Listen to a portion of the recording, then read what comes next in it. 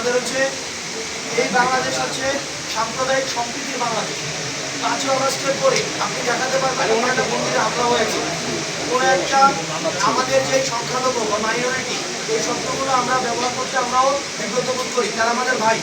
আপনারা দেখেছেন যে মাদ্রাসার শিক্ষার্থীরা মন্দিরগুলিতে পাহারা দিয়েছে।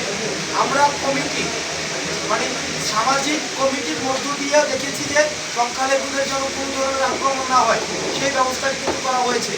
আমাদের যে সাম্প্রদায়িক যে বিভিন্ন উৎসবগুলো হয়, সেই উৎসবগুলো দেখা গিয়েছে নির্বিঘ্নে পালন করা হয়েছে। কিন্তু আমরা বারবার বলছি, বিশ্ব মিডিয়াতে আমাদের বহিঃশক্তির যেই বাংলাদেশের যে আওয়ামী লীগ এখন বিদেশে পালিয়ে আছে, একটা পালানো সরকার, যারা পালিয়ে গিয়েছে তারা বারবার বলে পালানোর পথ পাবে না। তাদের মধ্যে নির্লজ্জ সরকার, নির্লজ্জ লেসপেন্সার, নির্লজ্জ নেতা কর্মী পৃথিবীর ইতিহাসে এরা নাৎসি পার্টি থেকেও খারাপ। নির্লজ্জ যে নিজেরা পালিয়ে ভারতে বসে, ওরা ভারতে বসে হুঙ্কার দেয় পালানোর জায়গা পাবে না। একটা মানুষের সেলফ স্টিম কত নিচু হতে পারে এটি তার প্রমাণ। তারা বিদেশে বসে তারা ষড়যন্ত্র করছে। এই ষড়যন্ত্রের জায়গা থেকে আমাদের যে সাম্প্রদায়িক যে সম্প্রীতি রয়েছে, এই সম্প্রীতিকে নষ্ট করার চেষ্টা করছে।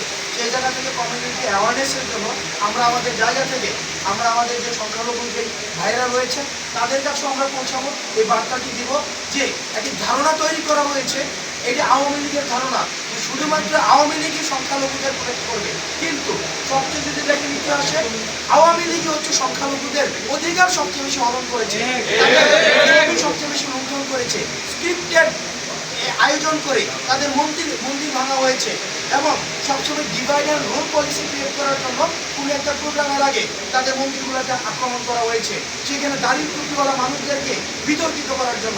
কিন্তু ভুলে গেলে চলবে না, এই দাড়ি টুপিওয়ালা ভাইয়েরাই কিন্তু যে 5ই আগস্টের পরবর্তীতে সপ্তাহের পর সপ্তাহ রাত জেগে আমাদের সংখ্যালঘু ভাইদের হচ্ছে ধর্মীয় উপাসনা এগুলোকে পাহারা দিয়ে আমাদের কমিউনিটি অ্যাওয়ারনেসের যে বার্তাটি ছাত্র সংগঠনগুলো তারাও তাদের দাবিটি অব্যাহত রাখবে।